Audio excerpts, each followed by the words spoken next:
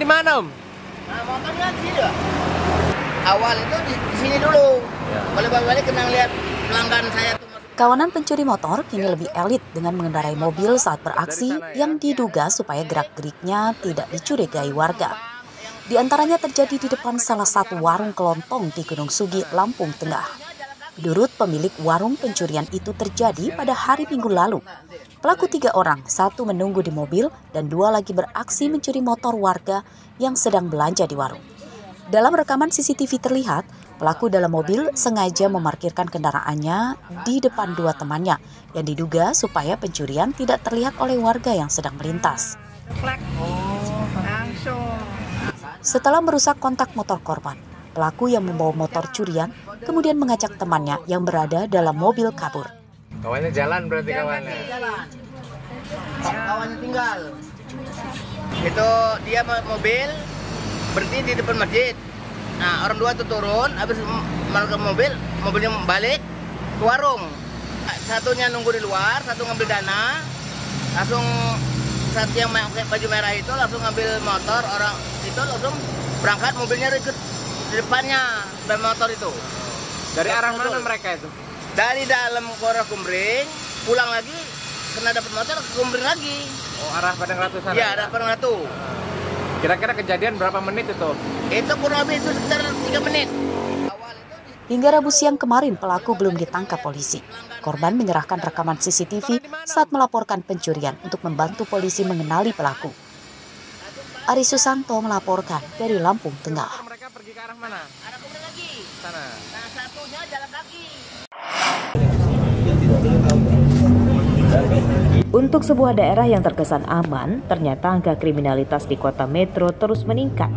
Sepanjang 2024 terjadi 602 kasus kriminalitas dan jumlah tersebut naik dibanding 2023 sebanyak 522 kasus. Dari jumlah tersebut, total kasus yang diungkap sebanyak 493 kasus. Berdasarkan data Polres Metro, kasus tertinggi adalah pembegalan motor yang mencapai 127 kasus.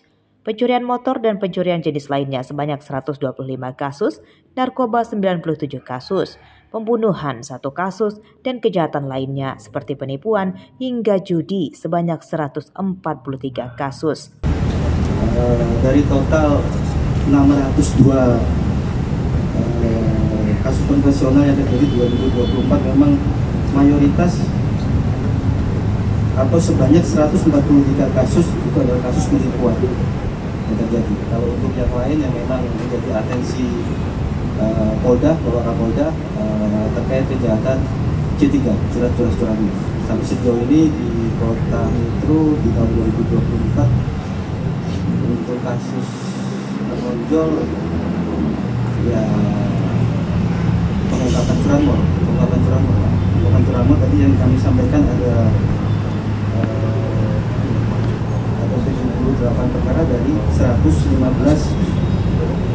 LP curanmor itu. Salah satu kasus yang belum terselesaikan adalah pengeroyokan yang menewaskan anggota lembaga swadaya masyarakat Imam Ardiansyah pada pertengahan Oktober lalu di jalan depan lapangan kampus 15A Kelurahan Iring Mulyo, Kecamatan Metro Timur. Korban yang membela adik perempuan karena dianiaya pacarnya malah dikeroyok beberapa pria teman pacar adiknya dengan senjata tajam. Pada kasus tersebut 2 orang telah ditangkap dan 1 lagi kini ditetapkan sebagai buronan. Dengan perkara pembunuhan, kita sudah mengeluarkan DPO ya terkait dengan saudara Ferry yang berasal dari Sungkai, Lampung Utara. Sedang kita lakukan pengejaran terkait dengan permasalahan terjadinya keributan yang ada di lapangan kampus. Masyarakat diimbau untuk terus waspada, sebab dari tersangka kasus pembegalan hingga pencuri motor yang ditangkap, sebagian besar adalah warga luar daerah seperti Lampung Timur dan Lampung Tengah. Asep Saifullah melaporkan dari Kota Metro.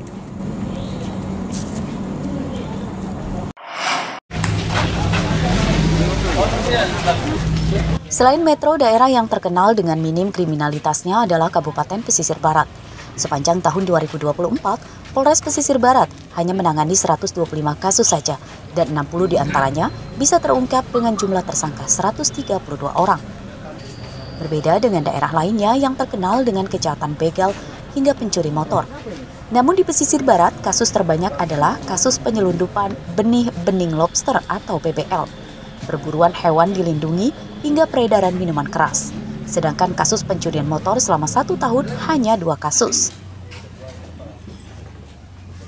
2024 sampai sekarang sebanyak 125, baik di Polres dan Polsek jajaran, dan penyelesaiannya sebanyak 60 perkara.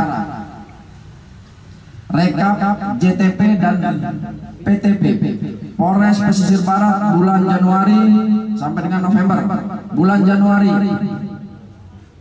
jumlah JTP sebanyak 10 pendapatan penangkapan perburuan hewan liar. Kita ditangkap kasus apa ini? Benur. Berapa banyak, Pak? 300. Ditangkap di mana kita, Pak? Setiap kandang sayuran terus dimakan akhirnya saya timbul jalan di mana? pasang dengan pagar dan dengan lapis. Siging. Bengkunat ya? Ya. Dobrak. Udah berapa lama, Pak? Kita main benur baru ya. Supaya terus tahun ini. Si hama yang kita biasa jual kemana, Pak? Kalau dilindungi mungkin di kawasan Pak ya. Karena itu di pemukiman. Di mana itu? Ya kan, karena itu hama mungkin bagi kami. Di daerah pesisir barat juga. Pesisir barat juga, Pak. Masih di pesisir. Berapa satu ekornya kita jual? Berapa lama, Pak? 10.000.